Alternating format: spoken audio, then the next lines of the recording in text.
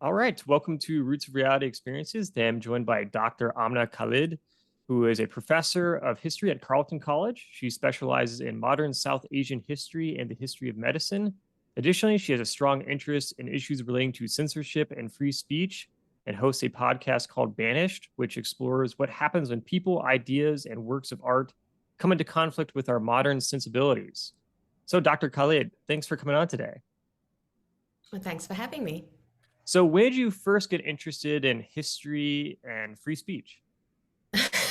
History and free speech, two huge questions. Yes. Um, History, I think, I'm originally from Pakistan, and perhaps one of the easiest ways to explain why I got interested in history is because I was, even as a child, very troubled by the national narrative of the creation of Pakistan. Mm, Um, that region of the world was under colonial rule, and in 1947, when the area was decolonized or independence was won, it also was split into two nation states. And so both countries have their kind of set national narratives, and yeah. Pakistan's is, like most national narratives, very reductive and not very complex. And it bothered me how we saw the other in those narratives and how the other was portrayed. So I think from an early age, I was troubled by that, and I was hence drawn to history.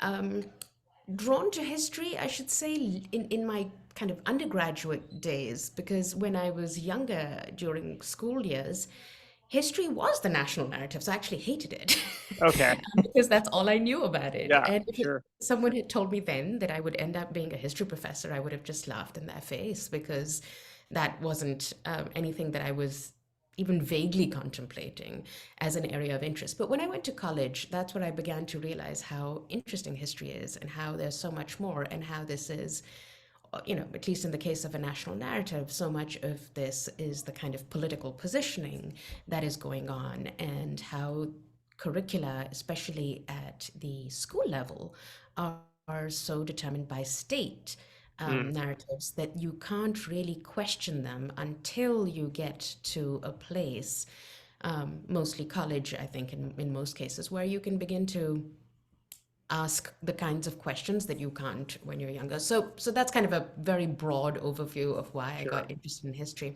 My undergraduate wasn't in history, neither was my MPhil, but my PhD, my DPhil was. And yeah, I think I was just someone who was interested in many things. So I was like exploring different things. And eventually, finally, I got to the point where I was like, it's the last degree I'm going to do, and it better be in something that my heart really is in. Sure. So, Makes um, sense. yeah, so that was the kind of history thing. The issue of speech is perhaps even more visceral for me because, as someone who is a Pakistani woman, I grew up under a series of military dictatorships, Hmm. and the longest one was under Zia ul Haq, who was one of the people who's responsible for the kind of Islamization of Pakistan that we see as having the kind of legacy it's had. So it was repressive, it was very constricting, and it was something that, again, I think every human being wants freedom. And when that's Yes. being curtailed, you begin to appreciate the importance of it. So I'd say I kind of had an appreciation for it from my earlier years, and in part, my move to the US or to the West more generally has been for that kind of freedom. And I kind of took it as a given that that's what I will have when I come here. Mm, okay. So, one of the reasons I got involved in these conversations is because I was rather alarmed at what I see happening in the US, particularly in the academy. So that's kind of an overview of how I Sure. came to what I came to. Yeah. Well, I mean, that's you bring such an interesting and fresh perspective from it because so many, I think, Americans in general also take for granted, many ideas about, a free country and what that means. And it's very easy and people are very susceptible to developing these kind of like, no, this is how things have to be. And I don't want you to even say something that contradicts what I believe. And that's when you get this clash of like, okay, so are we going to try to be a free society or not? So, given your background, what are your thoughts then on the clash between religion and free speech in universities, for example? Wow. Okay, so this is a really complicated question. Religion and free speech in universities. I think we should say that we're having this conversation shortly after the Hamlin debacle Sure. and also an incident at McAllister that took place where an art exhibit was paused because some Muslim students objected. They took offense to the imagery. Religion and speech on campus. Well, it's a little surprising to see administrations of colleges bending over backwards in ways that run counter to the core mission of what they're there for, but in attempts to kind of what I would say is appease or accommodate points of view, which frankly, I'm not saying people can't be offended or people can't be upset by things. Of course Sure. they are, and I don't question that they're feeling that way. But what's interesting to me is that instead of kind of using those feelings as a moment of interrogating deeper into why they're offended, which is how we at institutions should be teaching, is like, yeah, you're offended. Let's think about why you're offended and what does that tell you, A, about your assumptions, B, about the assumptions of whatever you're offended by, like that's a Right. conversation starter. And that's how it should be. However, what I'm seeing now on college campuses is that it's where the conversation ends. And the only thing on the table is an accommodation or some kind of appeasement. And that is being expected and being justified in light of this discourse of care and Hmm. this discourse of attending to minority feelings or minority rights or concerns. And in my view, actually, that is disempowering them. It's not empowering them. Yeah. So it's kind of back-ended. I'm happy to dig into it more if you have a more specific Yeah. follow-up. Well, I mean, I think that's a really interesting analysis on it because it is a situation where, you know, colleges are supposed to teach critical thinking and is supposed to make people question who they are and their identities and deepen their understanding of who they are. So you would think that colleges would want people to be not horribly offended, but uncomfortable with topics so they can learn about, more of like, okay, so why do you believe what you believe? Because I mean, that's the whole purpose. It's to question, it's make people think in different ways and they weren't exposed to. Otherwise, why not just be homeschooled the rest of your life, and and told by your parents what to believe.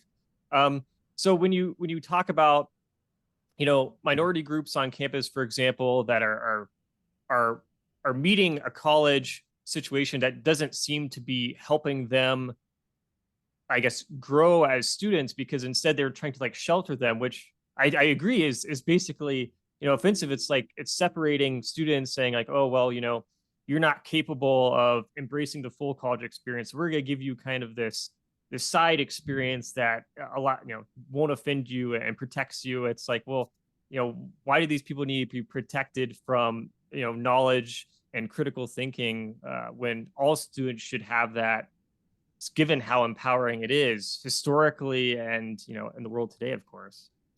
Well, I mean, there's an interesting convergence happening in the US right now, right? I feel like there are ways in which we're talking about censorship on campus or limiting academic freedom Hmm. in the name of minority rights or minority feelings, which is Sure. very much coming from the left. And then you see a very similar thing. They end up in the same position happening on the right, where Yes. the likes of DeSantis decides that Yep. students, they shouldn't be exposed to divisive concepts, and therefore that must be controlled and those must be censored. And it's a strange kind of, I find myself looking at these two sides, which are supposedly so different, yet Hmm. they actually seem to be, the policy prescription is the same in some Yes. way, shape, or form.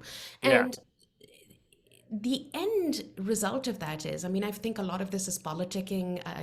I think a lot of it is like ideological battles, but we need to keep front and center the thought that what is this going to do and who are the people who are going to suffer the most from this, right? Hmm. And the people who are going to suffer the most from this are the next generation. And that should really be a source of concern. It's not about scoring political points. At least for professors in the academy, that's not what it should be about. It's about teaching the future generations. And we're compromising that. We're putting that on stake if we go with either ideology that promotes a censorious atmosphere on college campuses. Yeah.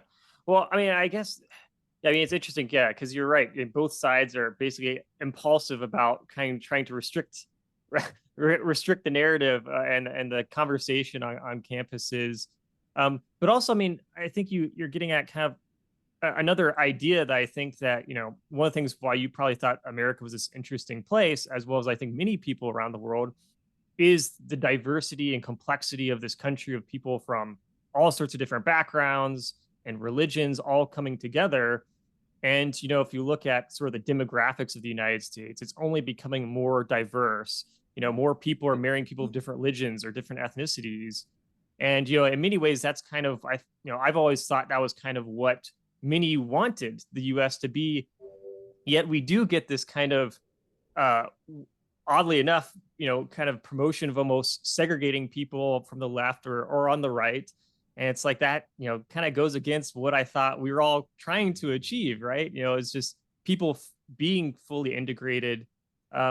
Because I mean, I feel like, if you think hundreds of years from now, many of these conversations about one's identity, you would think would be just weird and absurd that people would be having them and thinking of like, oh, well, you're coming from this background, so we don't want you to offend you with that. When you would think that generations in the future will be not only diverse ethnically but religiously and in many ways. So Yeah, I mean, it's interesting you should say that about identity, right? Like, to my mind, perhaps one of the reasons we're having this kind of, let me say the word regression towards this idea of fixed identities and, kind of drawing back into what you believe you are, your sense of self, is precisely because there's been this kind of diversification. And I think that yeah, it's humanly, psychologically expected in some ways that people will be kind of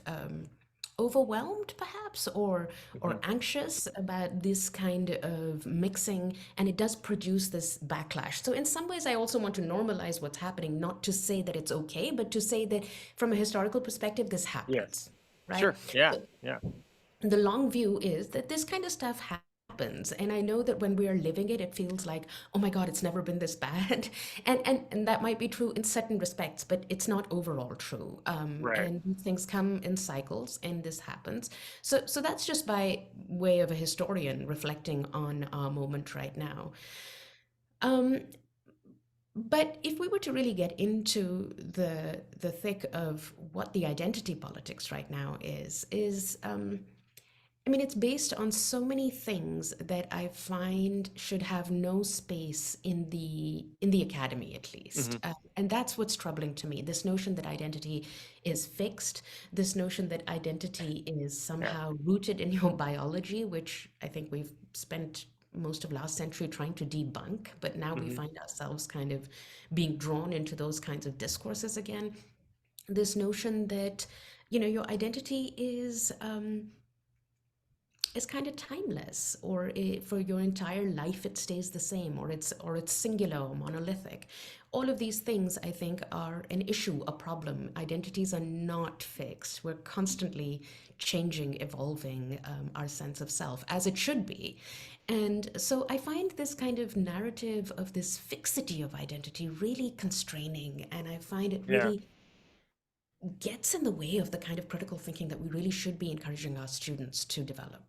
Yeah, I mean, yeah, that's really interesting because I've always, yeah, I mean, I guess you think as historians, if you think about this, I mean, in many ways, our identities are completely just made up, and much of it, I mean, um, you think about all of our ancestors, none of them identified probably in the same ways we identify ourselves. Yeah. Yet we're coming from them as human beings. And it's also contextual, right? Like Yeah, the other piece is it's not just in terms of time and how it evolves over a period of time, but it's also contextual. Like I identify in different ways depending on which group I'm with, sure, and which aspect of my identity becomes more prominent, and which one I choose to put forward at which moment for either strategic or other reasons. So to think about it as something that is fixed that you can just kind of carry around with you like that yeah, is not how it works, basically. right.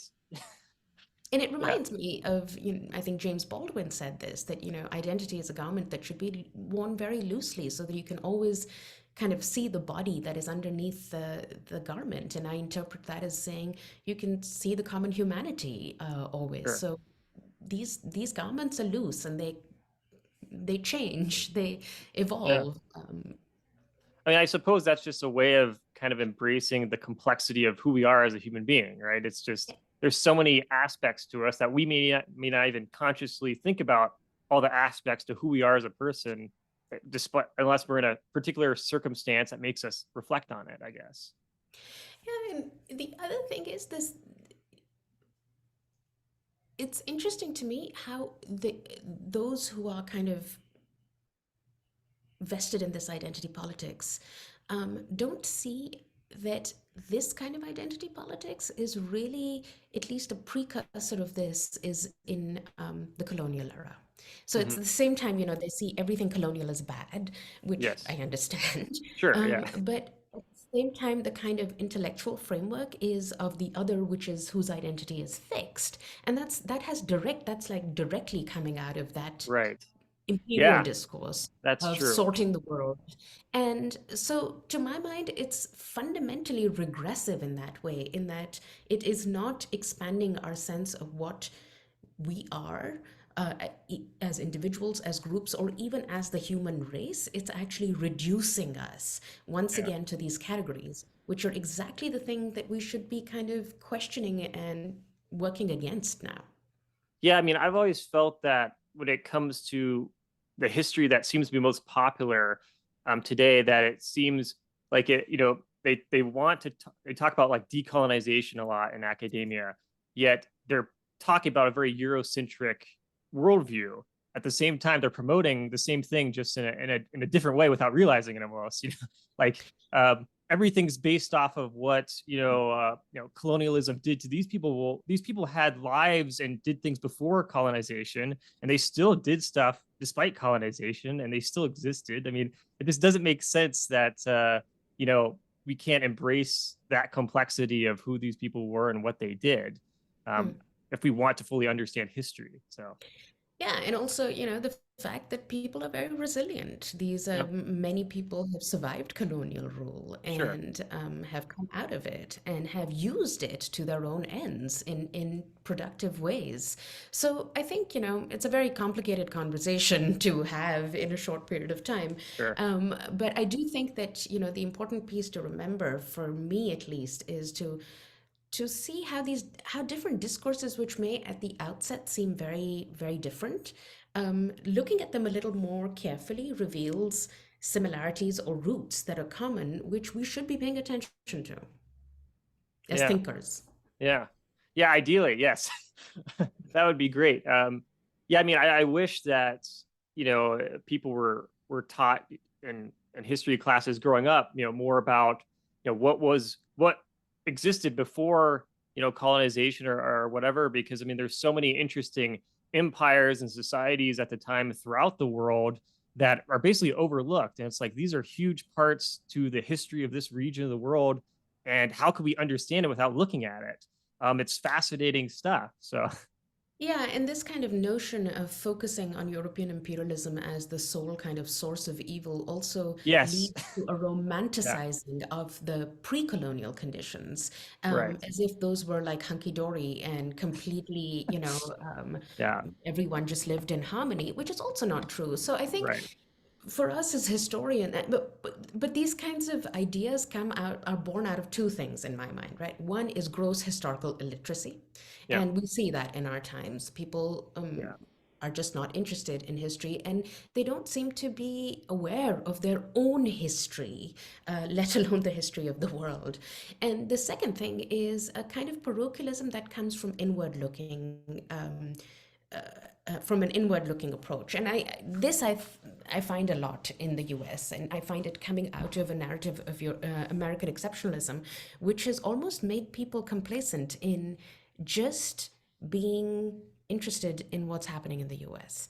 Yes. And it's fascinating the conversations that are happening. I'm like, you don't even need to it's like we reinvent the wheel here all the time. I'm like, other countries have done it, and Yeah. it would be helpful to look elsewhere or to learn or to just kind of investigate what things look like, the same phenomena look like elsewhere. But it is the arrogance that comes from being an imperial power. Yep. And it is that kind of exceptionalism which people have bought hook, line, and sinker, which prevents them, to their own detriment, from engaging with the wider world. Yeah, yeah, that's one of the unfortunate things I've noticed. I mean, I've been lucky enough to travel a fair amount, and my wife's not from the U.S., and so it's always been something that's interesting to me. It's like, you know, it's amazing to me how many Americans have not traveled outside of North America. Maybe they've gone to Mexico, like Cancun or something, or they did to Canada. I'm like, but actually exploring, immersing yourself in a culture where you don't speak the native language, and To be honest, Ben, I don't even think you need to travel abroad. I think so many yeah, Americans haven't traveled outside of their own context within the US. And you could learn that's so true. much by going to a rural part of your own country, That's with true. probably even within your own state, Yep, right? So it's not just that's it's more true. it's not so much that people haven't traveled, Yeah, it's more about the attitude that people have towards the world around and beyond. sure. And Yeah. Yeah, I mean, yeah, that's definitely, I think, for the like, especially American politics. I mean, that's one of the big issues, right? Is that people are so divided because they don't leave their nest and they don't know what it's like, to live in the city, or they don't like what it's like to live in the rural countryside. yeah. So yeah, I mean, that would be the first start. Yeah, is just to get outside your community. And the second thing, if you're wanting to like think about history and understand the context of historical events, travel outside the world a bit, learn the history of other countries, and then come back and reflect on American history. Yeah, and or just even learn about American history. The past is a foreign country, and the Yeah, reason for that is because it shows you that there are other ways of looking at things and understanding them. So, yeah, I feel like I'm belaboring the point, but yeah, history and a broader perspective of the world are the two things that I wish people had more time for. sure. So how do we teach then values of free speech in American society, in academia, when people are becoming more and more fearful of it? How do we teach the values of free speech? I mean, okay, so this is again a really big question. Um, I think the first thing, even before we get to talking about free speech, what is under threat in the academy is academic freedom, right? So Mm, I feel like if we're going to talk about academia and higher education, the first thing we need to discuss is the importance of academic freedom and why that is necessary. And then we can move on to free sure, speech. I mean, and in the academy, you there is this idea, and I think that the right has a lot to do with kind of demonizing academic freedom as something like somehow we're living these cushy lives, and we have tenure, and then somehow we check out and we're not doing our jobs, and why okay, is it yeah, the yeah, whereas to the contrary, academic freedom is there and professors have it. Yes, it is a very unusual right to have in any kind of line of work, but there is, because the kind of service we do is also unusual. We are training young minds hmm, for dealing with complex and um, multifaceted problems. And in order to do that, we need to have the freedom to teach without political pressure of any sort, or ideological pressure of any sort, and to teach with integrity so that our students are. So that we're doing best by our students, so that they have the best education possible. Now, so that's kind of my plug for academic freedom, at least in the right, classroom. But in terms of free speech and the importance of free speech, again, I would say there are two things we need to do. One is understand that, again, the right has demonized free speech. We had that period when there were all these cancellations and disinvitations on campuses with Milo Yiannopoulos and hmm, Ann Coulter, and I think many of those people were. I think I'm against disinvitations, but I think many of those people were using those disinvitations precisely sure, to say, "Oh, look, our free speech is being curtailed," and as a right, result, people have started seeing free speech as a bad thing, or at least on the left, they've started seeing it as a bad thing, and the right has kind of weaponized weaponized it in ways that serve their own ends. And what I would say is, in order to appreciate the value of free speech and what it does, again, get out of the bubble, whether it's by looking at history or whether it's by looking elsewhere. Now, let's look at history. Historically, free speech has always been the weapon of the weak. It's been one of those things that has been absolutely necessary for the civil rights movement. In fact, the First Amendment was expanded through the kinds of activism during the civil rights movement to allow people to speak. It's always, censorship has always been the tool of those who are trying to control. Yep. And so I'd say look back to history, but also look elsewhere. Look at other countries. Look at Pakistan. Look at India, which I can speak about. The my own context, where press freedoms are restricted, where people are suffering consequences for voicing their opinions, their politics, and the end result of that is a society that is not free to think. That, to my mind, is one of the most horrible things that can happen to a Sure. society, is where you kind of begin to curtail people's thinking. And there is a way in which speech and thinking are almost synonymous, that free speech isn't just about being able to say things, it's also about the freedom to think, because once you start policing words, you start to police thoughts. That's the problem over there. And then what good are thoughts if they can't be expressed? Yes. So Yeah. it becomes more and more pernicious. So in order to teach free speech, I'd say one of the things, or to teach the value of free speech again, is to show to our students historically how it has been the most useful for minority rights and for minority voices. And I think we need to kind of do that very mindfully and intentionally on our campuses. Like next time I'm going to teach a course on the global history of free speech, because I think Hmm. our students don't know anything about it. Yeah. We tend to think that this is an American thing because it's associated with the First Amendment, Sure. which is not true. There Yeah. is a long history of free speech which Yeah. doesn't belong to the US. So Yeah. we need to engage with it and show our students how this has been developed over a long period of time, and that various societies have contributed and lived through circumstances where they've come to appreciate the value of it. So that's one area. The other thing I was going to say is there is a way in which I think people think it's either like an American thing associated with the First Amendment, or they think it's somehow associated with the West. And again, it's born out of imperial context, and it's only served, it's like a born out of Enlightenment thinking, and it's only served the powerful and white old men who went, which is also not true. So I Right. think one of the things we need to very proactively do is debunk the ways in which people have come to think about free speech, and show that it can be weaponized by anyone, but Yeah. the value itself is worth every bit of defense, because that is the only way in which you make the space for people who don't have a voice to speak. And Sure. I think people say, oh, free speech can lead to bad things. I'm not going to deny that. Of course it can, right? Of course there have been instances. But the question isn't, we don't have a perfect model where nothing bad will happen when we have Right. that. Yeah. It's about weighing what's the alternative, Yeah.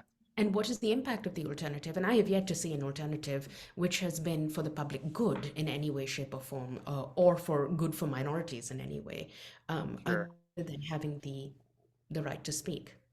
Yeah. I mean, it's yeah, you need yeah, it's definitely a principle that's critical to having a free society. And if you start chipping away at it, then it becomes a big problem, and you could be a slippery slope to who knows what. So yeah, Yeah. that makes total sense. I mean, Now, yeah, go to my ahead. mind, the biggest test is, can you defend the speech of someone who you disagree with, or Sure. someone whose position you find kind of reprehensible? And that's when you really know whether you believe in the principle of it or not. Yeah. Yeah, I mean that, and that's, I guess that's the big test for people, because it's, yeah, yeah, if you start regulating people's speech as a government, for example, then it's like, okay, well, that's a really dangerous game, because governments are doing that already around the world, and many of them are dictatorships. So um, it's something that you have to be very careful about. But also, I mean, it's not like there's not some limitations in the First Amendment in the U.S., for example, on free speech. You can't like threaten violence to someone. That Yeah. you'll get. So I guess people just it seems like there's a pretty big misunderstanding about what exactly free speech is and how that's enshrined in law. And it doesn't seem like people have a very deep understanding of that. So Yeah, and I think one of the problems is also that students, when they come to campus, have no understanding of it, yeah, and they don't understand what their First Amendment rights on college campuses are, and nor are they taught it, which I find really surprising. Most institutions don't. Like, this is something you should have in your freshman orientation, is what are your speech rights on campus. You're coming yeah, to a community of people who are going to engage you intellectually, and the way they're going to engage you is through speech. So you need yes, to be able to know how what are your rights in that speech context, not just your rights, what are the rights of others you're engaging with, sure, because so much of this is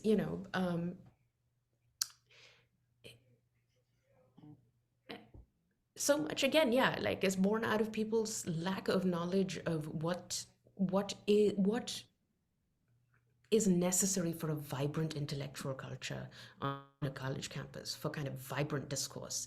And for that to happen, you need to be able to have some degree of freedom to express ideas. yeah.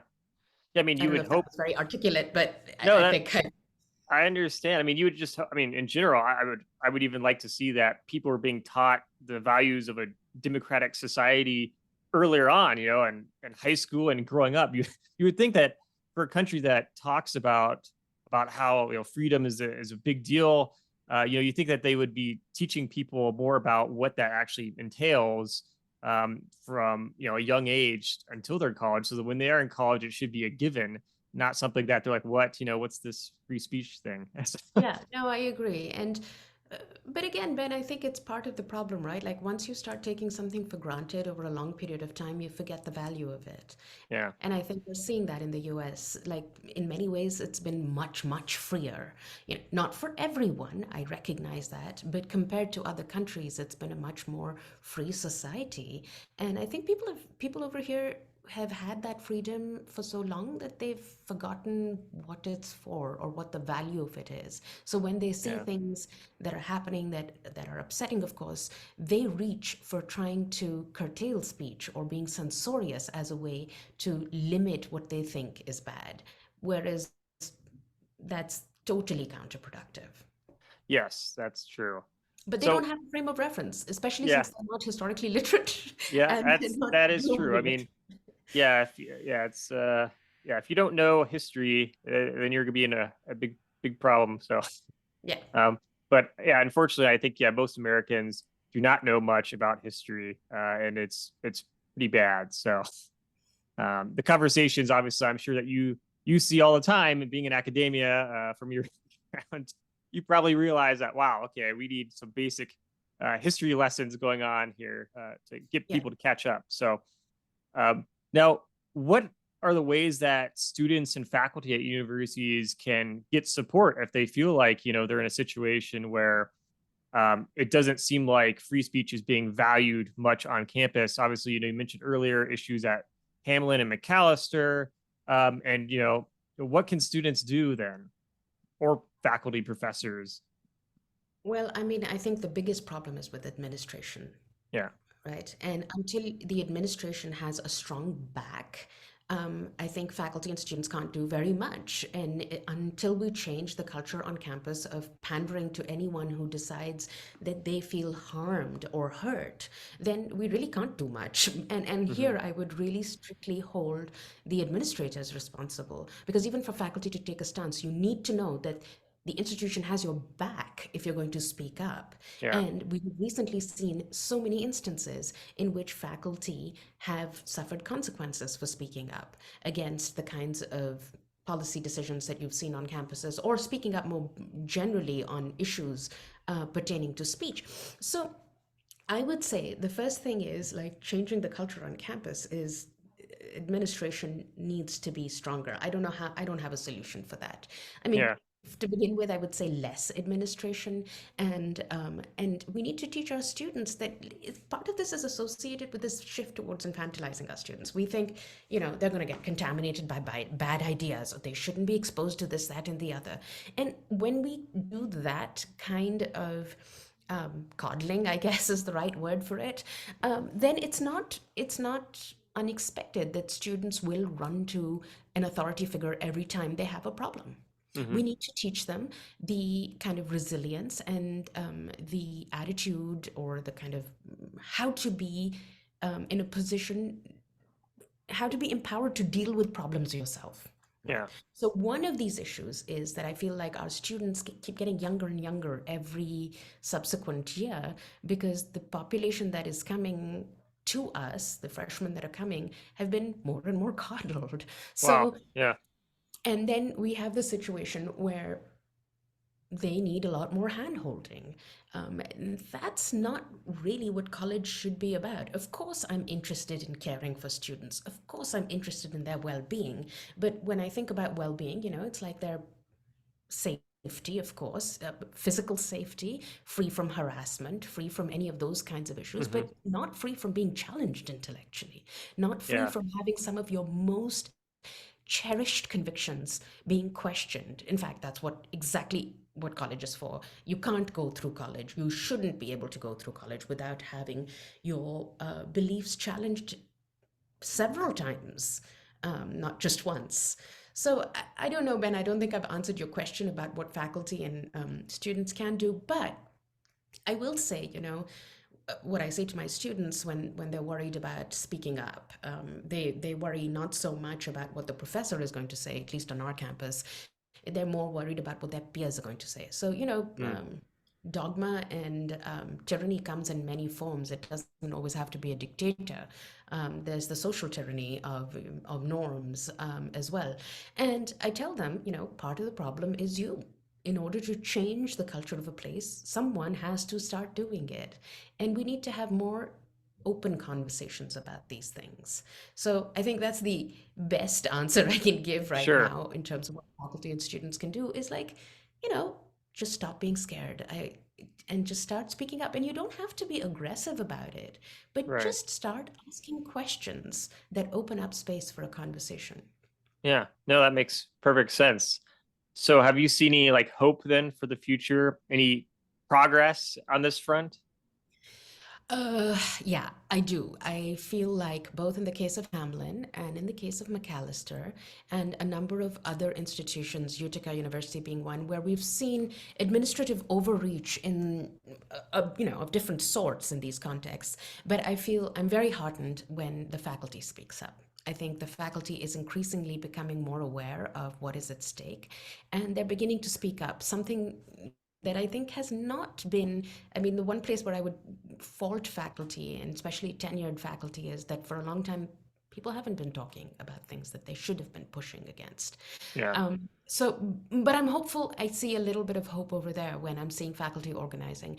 I see a lot of hope on, I mean, in the case of Florida, for instance, I see the faculty unions organizing, and they're doing Mm. excellent work in terms of pushing back against the censoriousness that's coming from the right. So I think, this faculty has to be involved in those ways, and I'm seeing things that make me hopeful.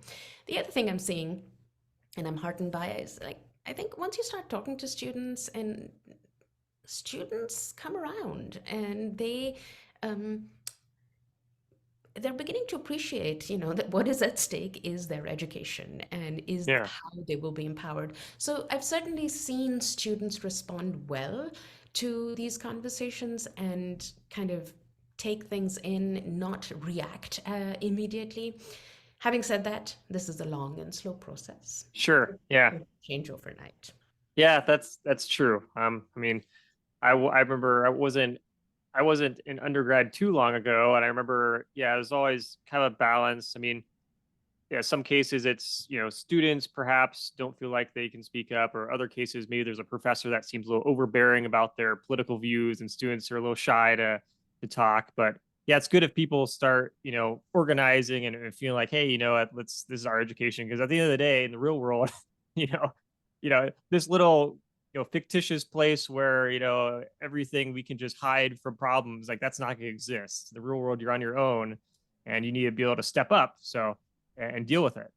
Yeah, I think, yeah, you're right. So what are you currently working on then?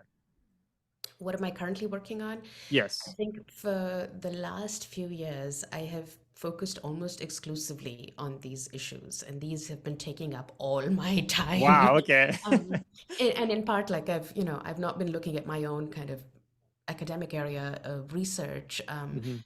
because this feels urgent and this Sure. feels like something that needs to be addressed. And especially in the last like year and a half, when you've seen the ways in which the right is going after higher education, education generally, K Hmm. through 12 as well, but Yeah. also higher education, has made me very cognizant of the fact that this is the time that we need to speak up. And so currently I am working on issues pertaining to academic freedom. I have a grant with a colleague of mine to study these anti-CRT bills. Mm, okay. And we started kind of just tracking them across the country. And then Florida just seems to come up with new things Yeah. literally every Yeah. day. Florida cranks them out. Yeah. It's Yeah, and so I feel like our project has become studying Florida because yeah. the rest of the country is going to, or those who are inspired by those kinds of moves are probably Sure. going to use that as a template. And I think that's very much how it's being pitched as well. So the bulk of my energy right now is, or attention is taken up by what's happening in Florida and what implications that has for higher education. And it's not good, Yeah. to Well, say the least. unfortunately, I feel like you're going to be busy for quite a while because I don't think the free speech question is going to go away anytime soon. So, Well, no, and it shouldn't, free yeah, speech is not something that it's not a right that you just get and you forget sure. about. It's something that you have to renew your commitment to. It's something that has to be constantly defended and Hmm. free, the thing is what people forget is like free speech is not something that is a natural for everyone. Like Yeah. the natural thing in humans when you don't like something is to shut it down or to turn away from it. Right. So you actively have to work against your instinctual response in order to stay true to the principle of free speech. And I think that is why it has to be constantly discussed and it has to be constantly defended and questioned. And questioning it is fine, but not in a manner that, questioning to understand versus questioning to censor, they're two separate things. Yeah. No, it makes total sense. And what's the best way for people to keep track of your work then? I know you have a podcast, you're on social media like Twitter, any other places that people can go or I mean, I have my own website, but I think, my podcast and my own website is a good place to follow what I'm doing. I'm increasingly doing more work which is more publicly facing. Um, Mhm. Again, because I feel this urgency in this moment for us to have these conversations, and I think more academics should be engaging with the public. So yeah, I'd say those are good areas to to look at in order to find out what I'm doing. Awesome. Well, thank you so much for coming on and sharing all your knowledge and expertise. And hopefully things get better and we can make more progress in the Well, US or so. we all just have to keep at it. Yeah, pretty much. All right. Thanks, Ben.